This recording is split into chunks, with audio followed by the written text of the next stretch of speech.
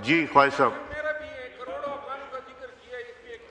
जनाब स्पीकर, ये बड़ा बुनियादी नुक्ता जिसके ऊपर मैंने तकरीर की और जिसके ऊपर कल इजहार ख्याल जो है महमूद खान साहब ने किया, वो है अभी उन्होंने फिर उस पर एम्फसिस किया है कि रेशो बताएं।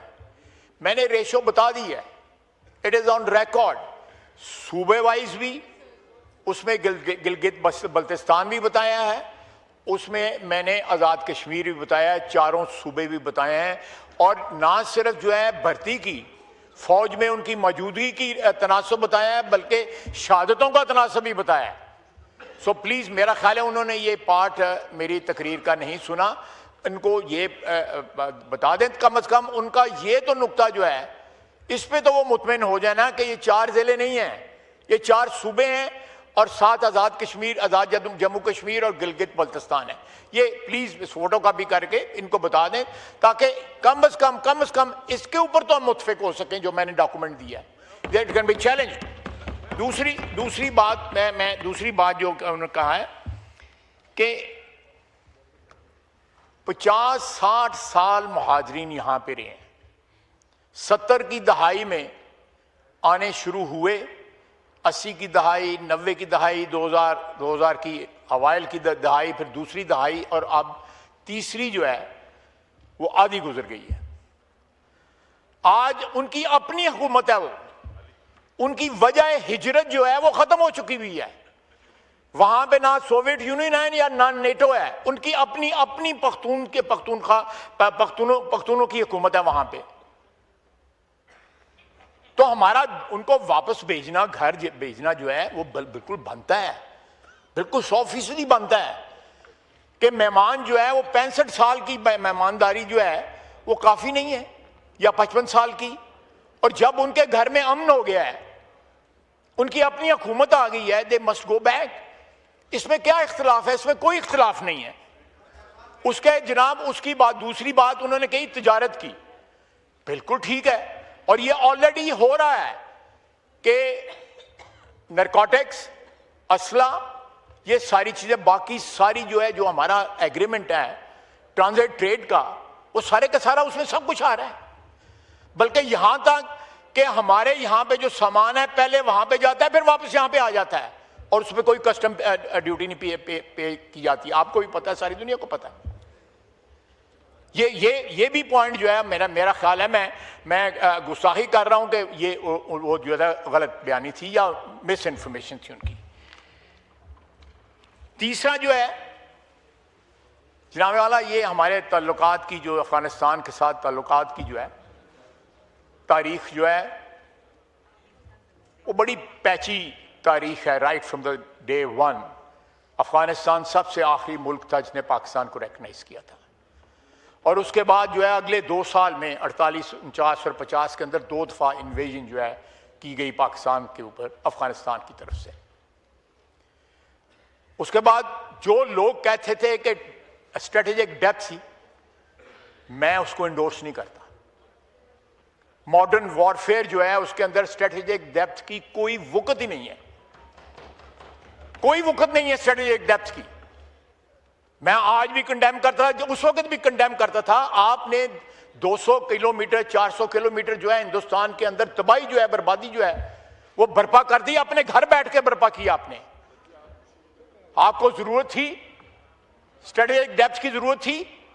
ये सबसे बड़ा सबूत है कि हमने अपने घर में बैठ के जो है हिंदुस्तान की तकरीबन 250-300 किलोमीटर तक जो है डीप जो है हर चीज जो है डिसेबल हो गई थी, या कोई और आइडियोलॉजिकल जो है कथित तौर पे गलत है। अफगानिस्तान एक इंडिपेंडेंट मुल्क है, हमारा सूबा नहीं है, ना हमारा कोई इंटेंट है उसको सूबा कहने की। जो शख्स कहता है कि वो 5वां सूबा है, वो खाम ख्याली है, वो किसी बेवकूफों की जन्नत में रहता है। वी वॉन्ट टू को एग्जिस्ट, पीसफुली को exist. We don't want to fall in love with them, or perhaps they also don't want to fall in love with us. But we can, जरा मेहरबानी करें, जरा गपशप के लिए लॉबीज बनी हुई हैं।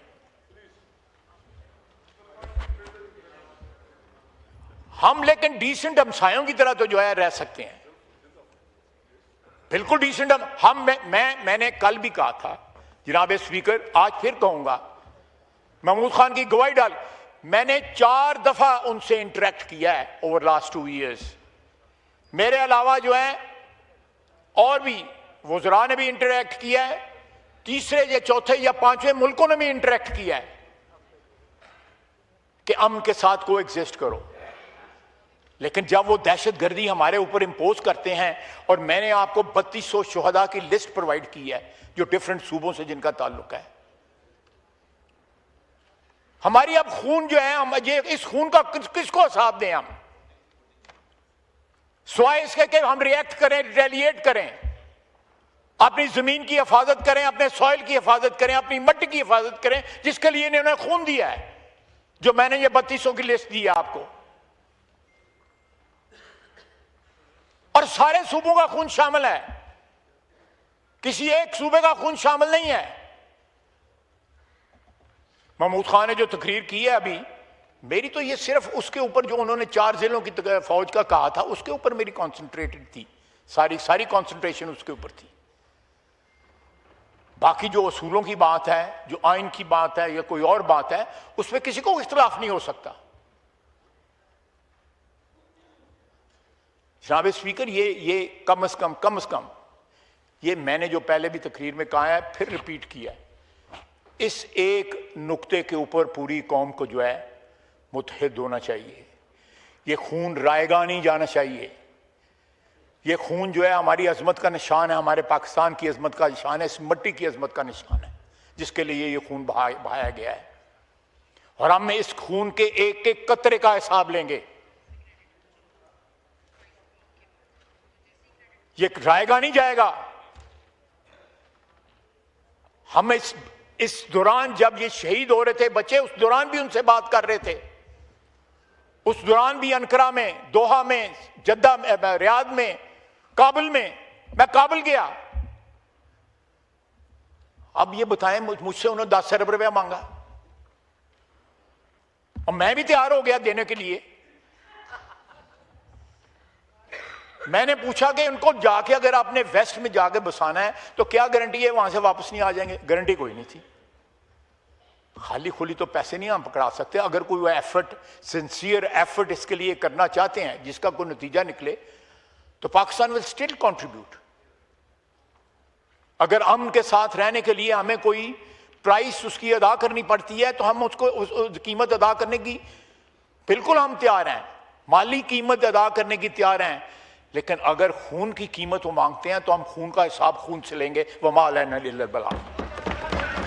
जी।